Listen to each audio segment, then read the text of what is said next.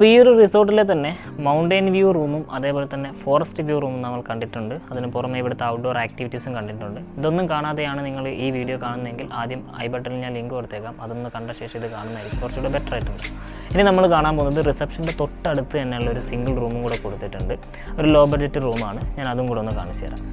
ഈ room comparatively കുറച്ച് space കുറവാണ്, എന്നാലും എല്ലാ ഫെസിലിറ്റീസും അവർ ഈ ഒരു റൂമിൽ കൊടുത്തിട്ടുണ്ട്. ഒരു ക്യൂൻ സൈസ് ബെഡാണ് അവരിവിടെ പ്രൊവൈഡ് ചെയ്യുന്നത്. അതേപോലെ തന്നെ ചാർജിങ് പോയിൻറ്റും മിനി ടേബിളൊക്കെ അവർ ഈ ഒരു റൂമിൽ കൊടുത്തിട്ടുണ്ട്. അതേപോലെ തന്നെ ടെലിവിഷനും അതിനോട് ചേർന്നിട്ട് ഷെൽഫും കൊടുത്തത് കാണാം.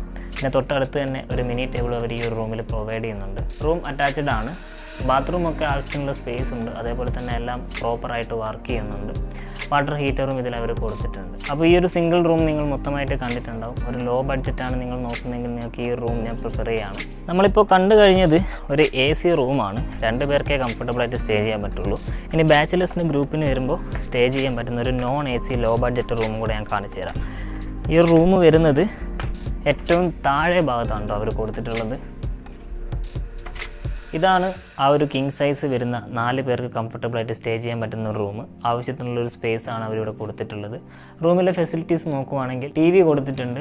ACക്ക് പകരമായിട്ട് ഫാനും അവർ പ്രൊവൈഡ് ചെയ്യുന്നുണ്ട്. പിന്നെ ഇതാണ് ഷെൽഫ്. നിങ്ങൾക്ക് ലഗേജസ് എന്തെങ്കിലും ഉണ്ടെങ്കിൽ ഇതിൽ സൂക്ഷിച്ച് വെക്കാൻ പറ്റും. പിന്നെ 2 ചെയറും ഒരു മിനി ടേബിളും ആ സൈഡിലായിട്ട് അവർ കൊടുത്തിട്ടുണ്ട്. ഈ ഭാഗത്തായിട്ട് 2 ചെയറും അതേപോലെ തന്നെ ഒരു മിനി ടേബിളും അവർ പ്രൊവൈഡ് ചെയ്യുന്നുണ്ട്. റൂം അറ്റാച്ച്ഡ് ആണ്.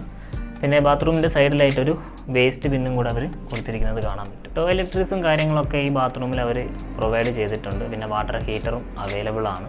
പിന്നെ വാഷ് ബേസ്, മിറർ സ്റ്റാൻഡ് എല്ലാ കാര്യങ്ങളും അവരിതിൽ പ്രൊവൈഡ് ചെയ്യുന്നുണ്ട്. വളരെ നീറ്റായിട്ടും ഡ്രൈ ആയിട്ടും അവർ ബാത്റൂം കീപ്പ് ചെയ്തിട്ടുണ്ട്. അപ്പോൾ ഈ ഒരു റൂമിൻ്റെ നേരെ ഫ്രണ്ട് സൈഡിലേക്ക് വരുവാണെങ്കിൽ ചെറിയൊരു വരാന്ത നിങ്ങൾക്ക് കാണാൻ പറ്റും. ഇവിടെ ചെയറും അതേപോലെ തന്നെ മിനി ടേബിളൊക്കെ കൊടുത്തിട്ടുണ്ട്.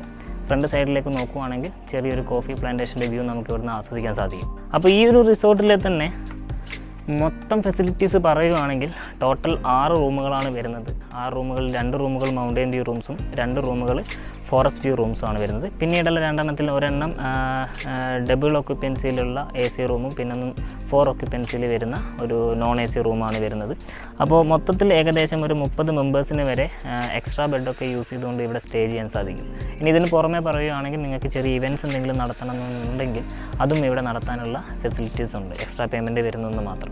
അപ്പോൾ നിങ്ങൾക്ക് ഈ ഒരു റിസോർട്ടിൻ്റെ റിവ്യൂ ഇഷ്ടപ്പെട്ടെന്ന് വിചാരിക്കുന്നു. ഇവിടെ നിങ്ങൾക്ക് ബുക്ക് ചെയ്യാൻ താല്പര്യമുണ്ടെങ്കിൽ താഴെ കൊടുത്തിരിക്കുന്ന വാട്സപ്പ് നമ്പറിലേക്ക് ഈ ഒരു വീഡിയോയുടെ സ്ക്രീൻഷോട്ട് എടുക്കുക, ഞങ്ങൾക്ക് അയച്ചു തരിക.